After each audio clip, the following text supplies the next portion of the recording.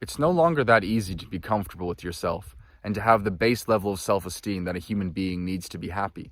And that's why so many people are unhappy right now. There are a few things that we are basically evolved to need.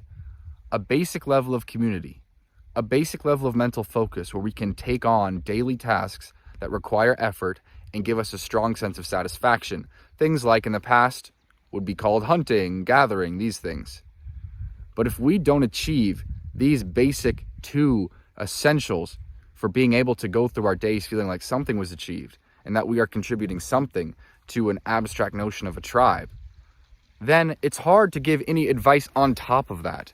Because firstly, so many people are not reaching that basic benchmark to achieve self-esteem, to achieve what for thousands of years has been the bare minimum to be regarded as a person of value, a person of worth in your own eyes. We're not talking here about objective worth. Who am I to say what is objective worth? I'm talking about you as a biological human being, a being descended from primates, needs to do certain things for a tribe, within a social context to feel valuable. But because so many people find it difficult to even achieve that, we've created this myth of self-esteem from nowhere. Self-esteem divinely given, based off nothing, based off no attendance to certain principles in a tribe, based off no level of material achievement, based off, and this is important, no level of spiritual attainment, because many people would say, well, we have this modern sort of Christian notion that all of us have value as a soul. But the trouble is, so many people aren't even developing themselves as a soul. They're not praying, they're not meditating, they're not developing any kind of relationship with themselves in that regard either. So if you're not materially successful and you don't achieve things within the social context and you don't have a happy spiritual life, where is the self-esteem going to come from? It's not going to come from anywhere. And so many people are skipping that base level step and trying to abstractly achieve self-esteem through watching videos and reading books, trying to become comfortable with themselves when they have no good reason to be comfortable. It's like asking, how can I become comfortable on a bed of nails in a room full of trash? You can't.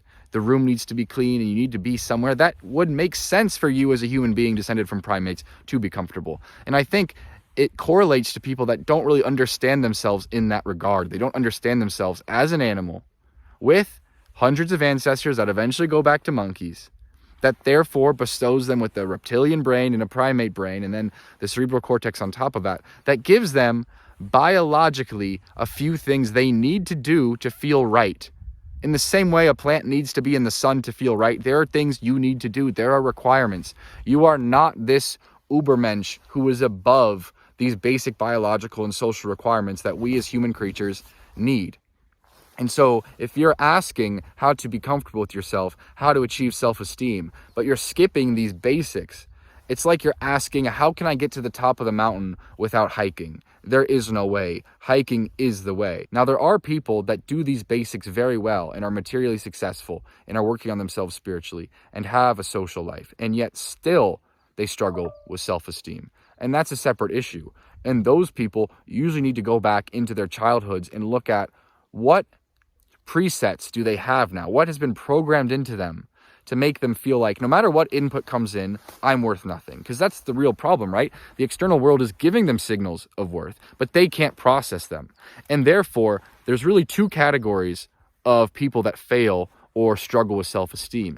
And that's firstly the people that do not reach the basic benchmarks for feeling like I'm a somewhat realized person that's contributing, that has a decent mind, that's biologically sound. There's that, and then there's the people that through trauma and through other issues cannot process the signals that would tell them that all those benchmarks are being met. You need to figure out which kind of person you are, or maybe both, and then move on from there. But if you're looking online or looking in books for some trick, some sentence that you're going to read to give you self-esteem, I'm afraid that it's not out there. You're either lacking the first basic benchmarks, or you're lacking the ability to process your own value as it's being sort of taught to you by the outside world. The classic case of this would be the celebrities who on the outside have everything and yet are still miserable and still look at themselves as worthless. Which of these two categories do you fall into? And from there, you can work to achieving self-esteem and comfort within your own identity. That's all.